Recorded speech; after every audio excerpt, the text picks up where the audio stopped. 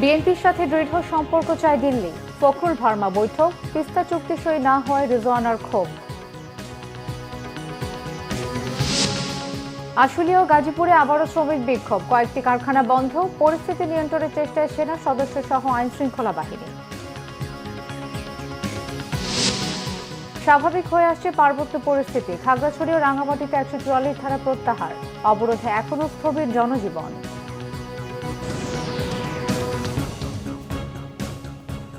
দেখছিলেন ক্রাউন 7 সংবাদ শিরোনাম, এবারে বিস্তারিত।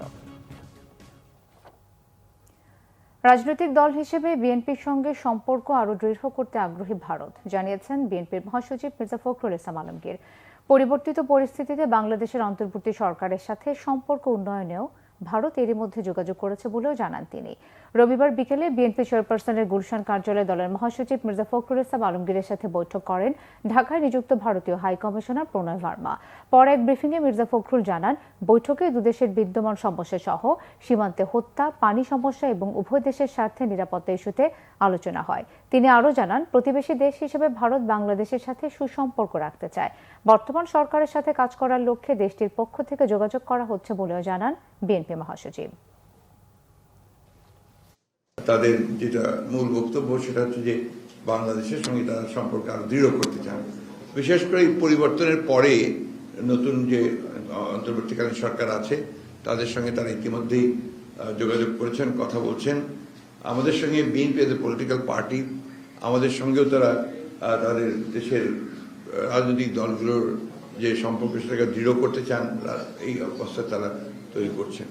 এবং এই সম্পর্কের মধ্যে আরো কি করে সুস্থতা, আরো পজিটিভিটি কি করে নিয়ে আসা যায় সেই বিষয়টার উপরে তারা কাজ করতে আগ্রহী।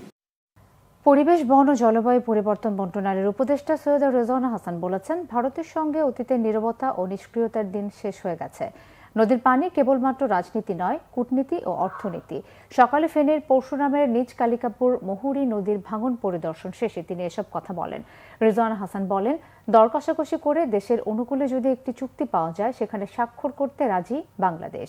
অন্য দেশ কি করলো না করলো সেটা দেখার বিষয় নয়। তিস্তা চুক্তির খসড়া হয়ে যাওয়ার পরও ভারত স্বাক্ষর করেনি বলে তিনি জানান। রেজওয়ানা হাসান বলেন, বাংলাদেশের দাবিগুলোকে আন্তর্জাতিক সম্প্রদায়ের কাছে উপস্থাপন করা হবে, যা অতীতের সরকার করেনি। ওইখানে তারা অভিন্ন নদীর উপর কি কি কাঠামো করেছে এবং পানি নিয়ন্ত্রণ করার জন্য সেই কাঠামোগুলো ব্যবহার করছে। ওইখানে পানি কতটুকুন বেড়ে গেলে ওরা ছেড়ে দেবে, এটা যদি আগে থেকে আমাদেরকে জানায় তাহলে অন্তত আমরা ক্ষয়ক্ষতিটা কমিয়ে রাখতে পারতাম।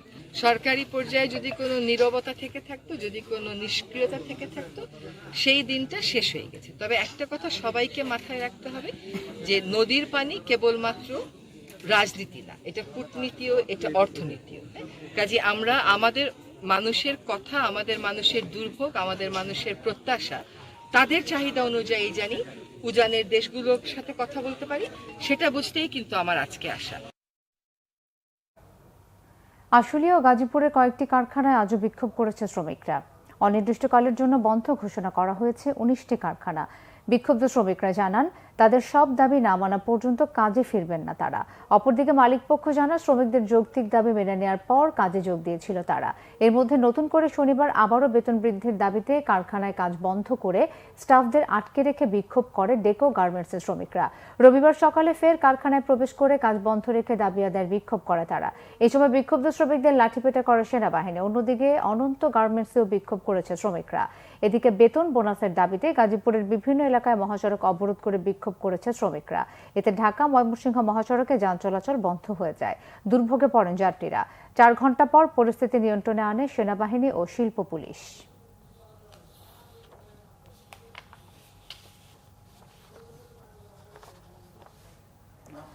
ধীরে ধীরে পরিস্থিতি স্বাভাবিক হয়ে আসা 144 ধারা তুলে নেওয়া হয়েছে খাগড়াছড়ি ও রাঙামাটিতে।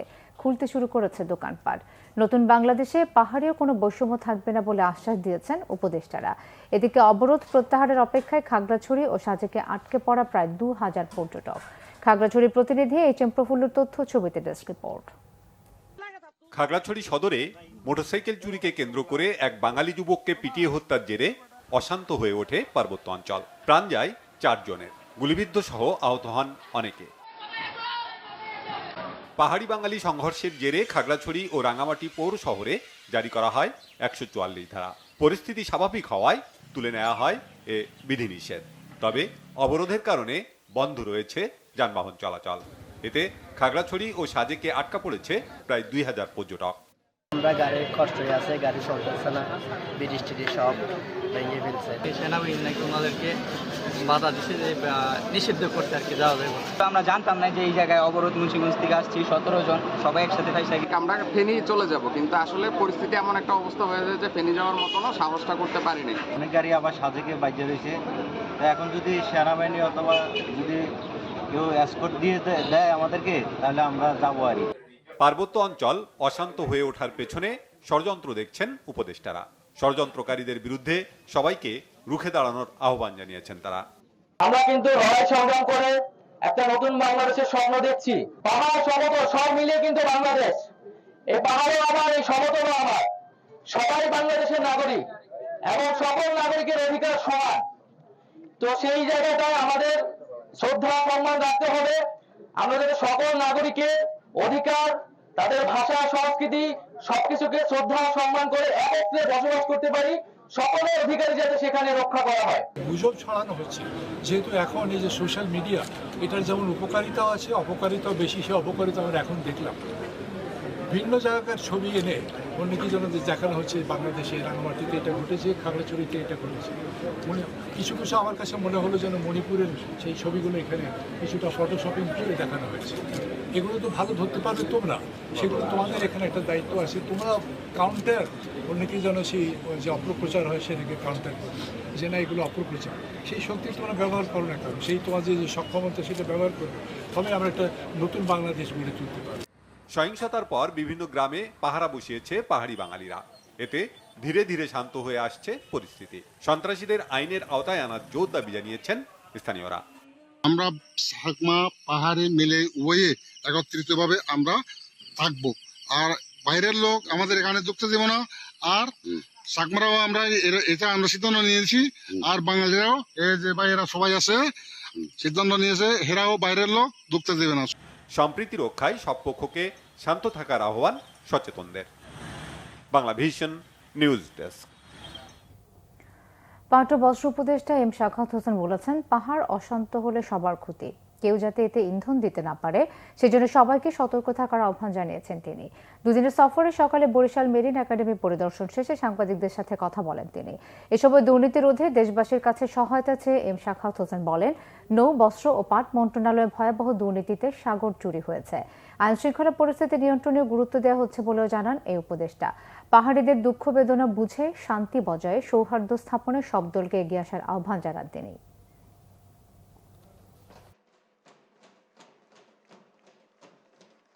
অনেক রক্ত জড়েছে, সেনাবাহিনীর জড়েছে, আনসারের জড়েছে, পুলিশের জড়েছে, পাহাড়িদের জড়েছে, অপাহাড়িদের জড়েছে। এখন এই রক্তপাত বন্ধ করলে বেটার। আর সম্প্রীতি বজায় রাখা উভয় সবারই, শুধু উভয় না, এই 13 কমিউনিটি এবং 14 কমিউনিটি যদি ধরি, সবার যারা নেতৃত্বে আছেন তারা এই সম্প্রীতিটা বজায় রাখবেন। সম্প্রীতি বজায় না রাখলে এটা যদি আবার অশান্ত হয়, সেটা কিন্তু সবারই ক্ষতি হবে। সেটা শুধু যে আমাদের ক্ষতি হবে তা না, আবার পাহাড়ে যারা আছেন তাদের ক্ষতি। বৈষম্য বিরোধী ছাত্র আন্দোলনে ছেলের জীবন দেওয়ার কষ্ট ভুলে গর্ববোধ করছেন চট্টগ্রামের প্রথম শহীদ ওয়াসিম আকরামের প্রবাসী বাবা। প্রত্যেকটি হত্যার বিচার দেখতে চান তিনি। মোহাম্মদ রিদওয়ানের ভিডিও চিত্রে মোর্শেদুর রহমান খোকনের রিপোর্ট। বৈষম্য বিরোধী ছাত্র আন্দোলনে চট্টগ্রামে প্রথম শহীদ ওয়াসিম আকরাম। মৃত্যুর 16 ঘন্টা আগে ফেসবুকে পোস্ট করেন, শহীদ হব। 16 জুলাই চট্টগ্রামের মুরাদপুর এলাকায় ছাত্রলীগ, যুবলীগ ও পুলিশের সাথে সংঘর্ষে নিহত হন চট্টগ্রাম কলেজ ছাত্রদলের যুগ্ম আহ্বায়ক ওয়াসিম আকরাম। কক্সবাজারের পেকুয়া সদর ইউনিয়নের দক্ষিণ মেহেরনামা এলাকার প্রবাসী শফিউল আলমের ছেলে ওয়াসিম। বাবা মায়ের 5 সন্তানের মধ্যে দ্বিতীয় তিনি। এলাকাবাসী জানান, ওয়াসিম ছিলেন বিনয়ী ও সামাজিক সংগঠক। ওয়াসিমের স্মৃতি ফ্রেমে বন্দি করে বাড়িতে দিয়ে গেছে তার কয়েক বন্ধু। অনেক ধরনের কালেকশন করত। এরপর আমাদের ব্লাড ব্যাংক সোসাইটি অফ মেহেরনামার ও আহ্বায়ক ছিল। সাধারণ সম্পাদক ছিল। শুধু ছাত্র রাজনীতিতে সেই মানে একেবারে ছাদ দেওয়ালের ছিল তেমন না, ছাত্র রাজনীতির পাশাপাশি তার মেধা ছিল অনেক অসাধারণ। সেই পুলিশের গুলিকাহিনী আন্দোলনের মধ্যে এখানকার কিছু যোগসাজশন আছে, ওখানকার ছাত্রলীগ যুবলীগ এরা মেলে আমার বাতিজাকে খুন করছে। ছেলের সাথে আবু সাইদ মুগ্ধ সহ হত্যার শিকারদের বিচার দেখতে চান ওয়াসিমের বাবা। আমার ছেলে চলে গেছে, আমার ছেলের মতো অনেক চলে গেছে। এদের আমার যেমন বুক খালি গেছে, এদেরও বুক খালি গেছে। আমি এদের আমার ছেলের আগে এদের জন্য দোয়া করি, এর মা বাবার আত্মা জানাকে শান্তি পায়। ছাত্র আন্দোলনের এই বীর সেনানীর পরিবারের প্রতি গভীর সমবেদনা জানিয়েছে বিভিন্ন রাজনৈতিক ও সামাজিক সংগঠন। গণতন্ত্র পুনরুদ্ধারের জন্য তারা জীবন দিয়েছে। এই ছাত্রদল তাদের সেই ত্যাগকে কখনো ভুলবে না। আমরা এই ওয়াসিমদের এই আত্মত্যাগকে হৃদয়ে ধারণ করেই আগামীর পথ চলব। দেশের জন্য জীবন উৎসর্গকারীদের ত্যাগ যেন বৃথা না যায়, এমন দাবি সর্বস্তরের মানুষের। Bangla vision news desk. ফরিদপুরের নগরকান্দায় মোটরসাইকেল নিয়ন্ত্রণ হারিয়ে 2 শিক্ষার্থী এবং মাদারীপুরে সড়ক দুর্ঘটনায় 2 জন নিহত হয়েছেন। সকালে ঢাকা খুলনা মহাসড়কের নড়াইলমুখী নগরকান্দা উপজেলার কান্দি এলাকায় এ ঘটনা ঘটে। নিহতরা হলেন কালিয়া উপজেলার ফুলদার গ্রামের রবিউল শেখের ছেলে তিতাস শেখ ও উপজেলার বুজমামপুর গ্রামের সাবু মোল্লার ছেলে উৎস মোল্লা। তারা নড়াইল সরকারি ভিক্টোরিয়া কলেজের উচ্চ মাধ্যমিক শ্রেণীর 2য় বর্ষের ছাত্র ছিলেন। পুলিশ জানায় 2 বন্ধু কুয়াকাটা সমুদ্র সৈকত ভ্রমণ শেষ করে বাড়িতে ফেরার সময় মোটরসাইকেল নিয়ন্ত্রণ হারিয়ে ঘটনাস্থলে নিহত হন। পুলিশ মরদেহ উদ্ধার করেছে। এদিকে মাদারীপুরের খোঁজপুর ইউনিয়নের বাবনাতলায় একটি অটোরিকশাকে চাপা দেয় ট্রাক। এতে ঘটনাস্থলে রাফসান মোল্লা নামে এক কিশোর নিহত হয়েছে, আহত হয় 5 জন। এছাড়া কালকিনিতে ব্যাটারি চালিত ভ্যান চাপায় এক শিশু নিহত হয়েছে। অন্যদিকে গাজীপুরের কাপাসিয়ায় বাস চাপায় নিহত হয়েছেন এক যুবক।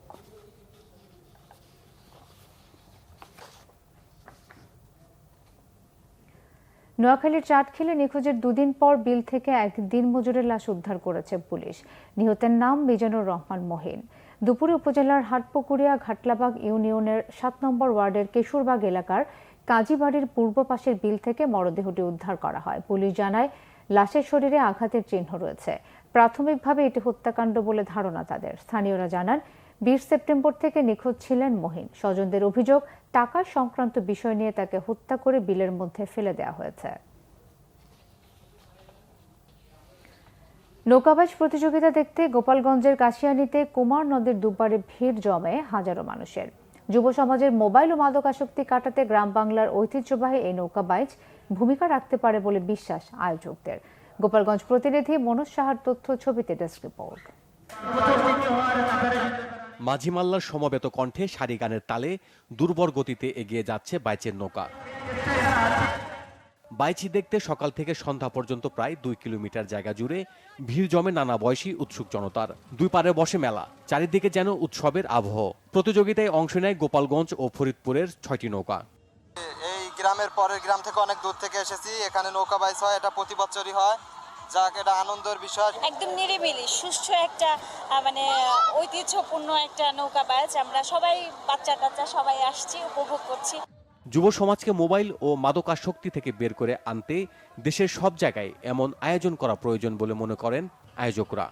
নৌকাবাজ দেখছি, অনেক ভালো লাগলো এবং এখানে যেসব পরিবেশ মানে এইসব জায়গাটা খুব ভালো লাগছে। আমরা যারা নতুন প্রজন্ম চাই বারে বারে বছরে প্রতি বছর এরকম দেশের হারানো ঐতিহ্যগুলো ফিরে আনো। আমিও এসেছি, আমার সন্তানদেরও নিয়ে এসেছি, ওরা দেখবে, শিখবে, জানবে প্র্যাকটিক্যালি। আমি খুবই আনন্দিত। আয়োজক কমিটির মূল উদ্দেশ্য থাকে আমাদের লোক সংস্কৃতি অন্যতম যে নিদর্শন নৌকাবাজ, এই নৌকাবাজকে আমরা শুধুমাত্র আমরা যাতে পুস্তকে না রেখে ভিতরে লালন না করে এটা সবার ভিতরে ছড়িয়ে দিতে পারি। প্রতিযোগিতা শেষে বিজয়ীদের হাতে পুরস্কার তুলে দেন অতিথিরা। আগামী বছর এর চেয়ে আরো চমৎকার পরিবেশে সুন্দরভাবে এই আয়োজক কমিটি একটি গ্রাম বাংলার ঐতিহ্য হিসাবে নৌকাবাজের অনুষ্ঠানের আয়োজন করতে পারবে। গ্রাম বাংলার ঐতিহ্য টিকিয়ে রাখতে নৌকা বাইচ সহ গ্রামীণ খেলাধুলার আয়োজনে সরকারি পৃষ্ঠপোষকতা চান স্থানীয়রা। Bangla vision news desk. দেশের বিভিন্ন জায়গার আরো কিছু খবর নিয়ে ডেস্ক রিপোর্ট। নতুন পদায়ন করা পুলিশ কর্মকর্তারা সঠিকভাবে দায়িত্ব পালন করবেন বলে জানিয়েছেন ময়মনসিংহ রেঞ্জের ডিআইজি ডক্টর আশরাফুর রহমান। আশ্বাস দেন আইন শৃঙ্খলা পরিস্থিতির উন্নতির। নেত্রকোনায় পুলিশ সুপার কার্যালয়ে প্রিন্ট ও ইলেকট্রনিক মিডিয়ার সাংবাদিকদের সাথে মতবিনিময়ের সময় তিনি কথা বলেন। শারদীয় দুর্গাপূজা উপলক্ষে মন্দির ও মণ্ডপ আয়োজক কমিটির নেতাদের সাথে প্রস্তুতিমূলক সভা করেছে রাজশাহী জেলা প্রশাসন। জেলা প্রশাসনের সভাকক্ষে এতে সভাপতিত্ব করেন ভারপ্রাপ্ত জেলা প্রশাসক অতিরিক্ত জেলা প্রশাসক সরকার অসীম কুমার। পূজায় নিরাপত্তা জোরদারের দাবি জানান কমিটির নেতারা। এদিকে শারদীয় দুর্গোৎসব নিয়ে রংপুরে ধর্মসভা কমিটির সাথে আলোচনা সভা করেছেন সেনাবাহিনীর ৬৬ পদাতিক ডিভিশনের কর্মকর্তা ব্রিগেডিয়ার জেনারেল হুমায়ুন কাইয়ুম। স্থানীয় ধর্মসভা প্রাঙ্গণে আলোচনা সভায় তিনি শারদীয় দুর্গা উৎসবে শান্তি শৃঙ্খলা বজায় রাখতে সেনাবাহিনী মাঠে থাকবে বলে জানান। ৫০ মাসের বকেয়া বেতনের দাবিতে মানববন্ধন করেছে কুমিল্লা পলিটেকনিক ইনস্টিটিউটের শিক্ষক শিক্ষার্থীরা। বৈষম্যের শিকার শিক্ষকরা বকেয়া বেতন ভাতা পেতে প্রধান উপদেষ্টার দৃষ্টি আকর্ষণ করেন। শহীদ মিনারে সংক্ষিপ্ত আলোচনা শেষে শিক্ষার্থীরা মানববন্ধনের ব্যানার নিয়ে কুমিল্লা পলিটেকনিক্যাল ইনস্টিটিউটের পুরো ক্যাম্পাস ঘুরে আসে। স্মারকলিপিও দেন তারা। একই দাবিতে মানববন্ধন ও অবস্থান কর্মসূচি করেছে টাঙ্গাইল পলিটেকনিক ইনস্টিটিউটের শিক্ষকরা। কুড়িগ্রাম পলিটেকনিক্যাল ইনস্টিটিউটে মানববন্ধন ও অবস্থান কর্মসূচি পালিত হয়। পরে তারা জেলা প্রশাসক বরাবর স্মারকলিপি দেন। একই দাবিতে অবস্থান কর্মসূচি হয়েছে চাঁপাইনবাবগঞ্জে। বিক্ষোভ ও মানববন্ধন হয়েছে পটুয়াখালীতেও। পর্যটন খাতে অবদান রাখায় সাইমন বিচ রিসোর্ট ও সাইমন হেরিটেজ আন্তর্জাতিকভাবে বড় সাফল্য অর্জন করেছে। প্রতিষ্ঠান দুইটি এবার আন্তর্জাতিকভাবে মর্যাদাপূর্ণ সাউথ এশিয়ান ট্রাভেল অ্যাওয়ার্ডস ২৪-এ পুরস্কৃত হয়েছে। সাইমন বিচ রিসোর্ট ও সাইমন হেরিটেজের ব্যবস্থাপনা পরিচালক মাহবুবুর রহমান বলেন, এই সাফল্য বাংলাদেশ তথা কক্সবাজারবাসী। চাকরি স্থায়ীকরণ করে বৈষম্য দূর করার দাবিতে ফরিদপুরে বিক্ষোভ মিছিল সমাবেশ ও স্মারকলিপি দিয়েছে ওয়েস্ট জোন পাওয়ার ডিস্ট্রিবিউশন কোম্পানির পিচ রেট কর্মচারী ও লাইন সাহায্যকারী শ্রমিকরা। শহরের গোয়ালচামটে ওজোপারিকো কার্যালয় চত্বরে তারা এ কর্মসূচি পালন করে। পরে নির্বাহী প্রকৌশলী ও বিভাগীয় প্রকৌশলীর কাছে স্মারকলিপি দেন তারা। বিশ্ব নদী দিবস উপলক্ষে জাতীয় নদী রক্ষা কমিশন নদীময় গ্রন্থসমূহ প্রদর্শনী ও কবিতা উৎসব হয়েছে জয়পুরহাটে। জেলা প্রেস ক্লাবে এতে প্রধান অতিথি ছিলেন প্রেস ক্লাবের সভাপতি আবৃত্তি শিল্পী ও কবি আবু বকর সিদ্দিক। অনুষ্ঠান অনলাইনে উদ্বোধন করেন নদী ঘোড়াও নদী পথের চেয়ারম্যান হাবিবুল ইসলাম বাবলু। ২০০৯ সালে পিলখানায় হত্যাকাণ্ডের দায় চাপিয়ে দেয়া চাকরিচ্যুত বিডিআরদের চাকরি পুনর্বহাল ও মুক্তির দাবিতে মানিকগঞ্জে মানববন্ধন করেছেন বিডিআর সদস্যরা। জেলা প্রশাসকের কার্যালয়ের সামনে এই কর্মসূচি হয়। নাটোরে মিডিয়ান সড়কবাতি স্থাপন কার্যক্রমের উদ্বোধন করা হয়েছে। মাদ্রাসা মোড় এলাকায় এ কাজের উদ্বোধন করেন ভারপ্রাপ্ত জেলা প্রশাসক মাসুদুর রহমান। শেখ হাসিনা, শেখ তন্ময়, শেখ হেলাল সহ আওয়ামী লীগের দোষরদের বিচার এবং ফাঁসির দাবিতে বাগেরহাটে বিক্ষোভ মিছিল ও মানববন্ধন করেছে জেলা বিএনপি। জেলা প্রশাসকের কার্যালয়ের সামনে এই কর্মসূচি হয়। Nazneen Akter, Bangla vision news desk. সংবাদ শেষ করব ক্রাউন 7 শিরোনামগুলো আরো একবার জানিয়ে। বিএনপির সাথে দৃঢ় সম্পর্ক চায় দিল্লি। ফখরুল ভার্মা বৈঠক। তিস্তা চুক্তি সই না হওয়ায় রেজওয়ানার ক্ষোভ। আশুলিয়া ও গাজীপুরে আবারও শ্রমিক বিক্ষোভ। কয়েকটি কারখানা বন্ধ। পরিস্থিতি নিয়ন্ত্রণের চেষ্টায় সেনা সদস্য সহ আইন শৃঙ্খলা বাহিনী। স্বাভাবিক হয়ে আসছে পার্বত্য পরিস্থিতি। খাগড়াছড়ি ও রাঙামাটিতে ১৪৪ ধারা প্রত্যাহার। অবরোধে এখনও স্থবির জনজীবন।